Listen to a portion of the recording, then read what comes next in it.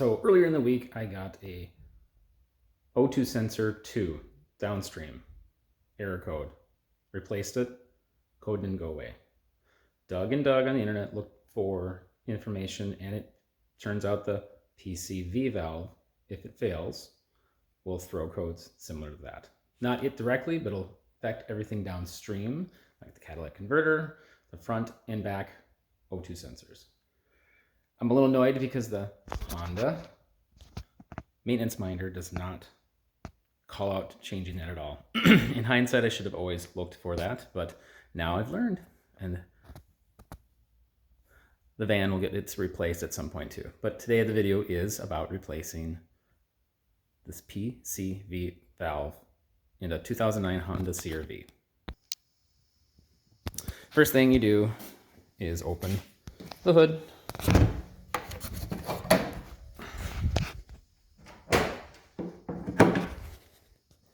It is located somewhere down in this mess here.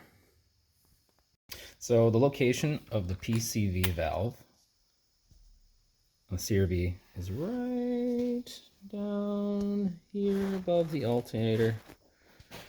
And then get a better picture. There's the hose to it. I was hoping to point with my finger, but boy, it's not easy to see. Another symptom of a bad PCV or PCV valve is oil leaks. See all the oil that's here? There's some dripping down way in here. It's kind of grimy looking. Another one is your dipstick. Will be popped up like that because so much pressure builds up and it pops this sucker free. Because there is an O-ring, I believe. Yep. See that black stripe? 2 black stripes on the orange pointy bit. So relieve pressure, well, poof, it leaks out. Not good. I thought it was me being dummy, not putting this all the way in. So the location of the PCV valve is way down here above the alternator. Start zooming in. There is a rubber hose here, and at the end of it, probably see that little rusty spot with the pink dot. I'm trying to point, it's a little hard. Down in there. My finger. Right down there. This is what a new one looks like. That rattling means that spring and valve are going back and forth. That's a sign of a good one. Obviously, this better be good. It's brand new. So this part threads in. The rubber hose goes on this barb. There is a spring clamp at the end that you have to get with pliers. Pull it off. Unscrew the old one. Screw in the new one. Put the hose back on. Put the clamps back on. Sounds simple. It's tight in there, so it'll take me longer than I expect. Probably 3 to 4 times longer than I always expect. I think 10 minutes, probably an hour. In hindsight, needle nose pliers or maybe even hemostats. I've seen that on repair videos. Hemostats have an angled head. I am using my electrician pliers. All you need to do is pinch that ring and wiggle it back within reason. So it moves off the barb fitting. Wiggle, wiggle, wiggle.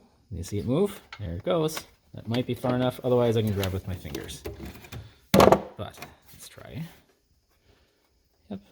Once you get it off the fitting, get it down in there a little bit more.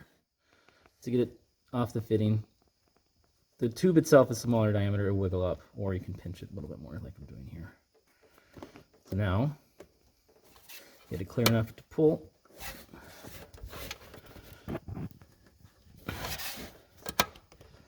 Watch.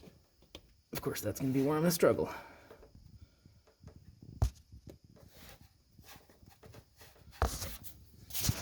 Since clearance is an issue down that area, taking off the shroud, there's 7. 1, 2, 3, 4, 5, 6, 7 little pop toppy things.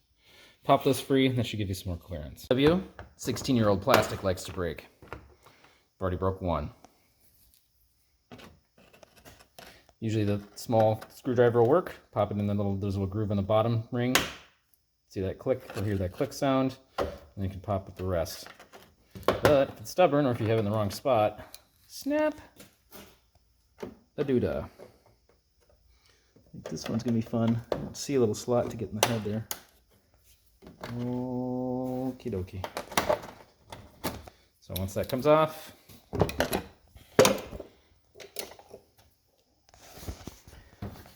take the shroud off.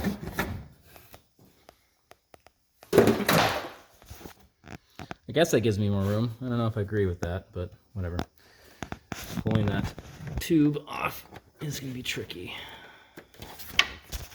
Usually there's lots of cursing, but take a pliers and try to rotate the tube to break it free. Because it's, 16 years is on the car or thereabouts. It tends to get set in its ways just like an old man. And there it goes. The stupid hose is in the way. Oh, there we go. There. See the barb end? Get a 17mm socket. The new one was a 17mm, but never assume that what you're placing is the same. Try to get the light on there. There we go. Righty tighty, lefty loosey.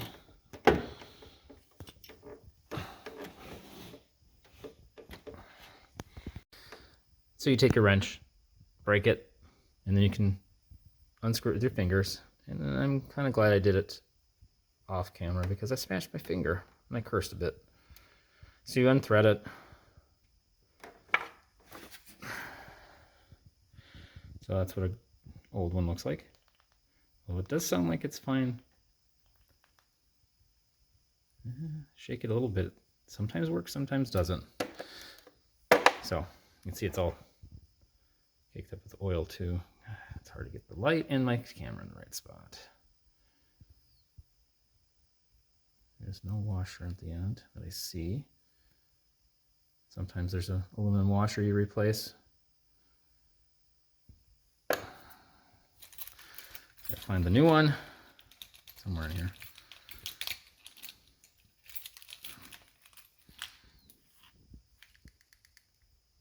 That's what the new one sounds like. Old one. See? Even an intermittent failure is worse than not working, or intermittent failure is worse than working. It works sometimes it doesn't. It's just bad news bears all around. So thread it back on, put this rubber hose back on, slide this clampy down while pinching it with some pliers, and done. Oh yeah, I said screw it in. You have to tighten it with the wrench too. So I read on the internet that this part needs to be replaced every 30 to 50,000 miles. I don't think this thing has ever been replaced. So it's 154,000 miles on the CRV. Dumb-y me for not checking that. But like I said, it's not in the Honda maintenance minder anywhere on any of the codes to check that or replace that. But I brought a replacement one for the van too, because honestly, it's at 50,000 miles and I don't want to have to do this.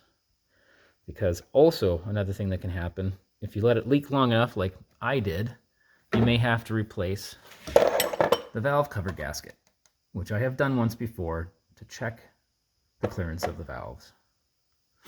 But again, time and money. Easier to fix that than to take that cover off and replace the gasket. All right, hopefully that was somewhat helpful. I don't know if it was.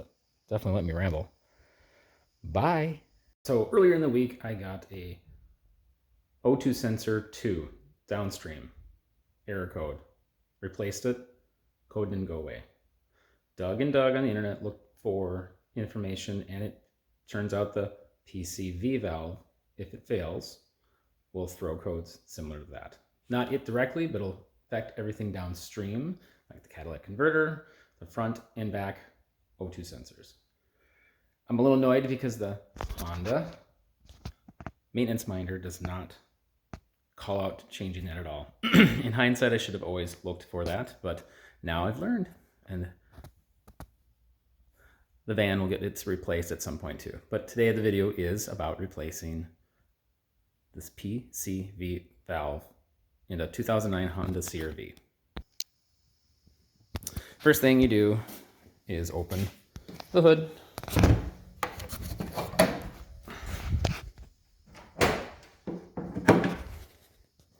It is located somewhere down in this mess here.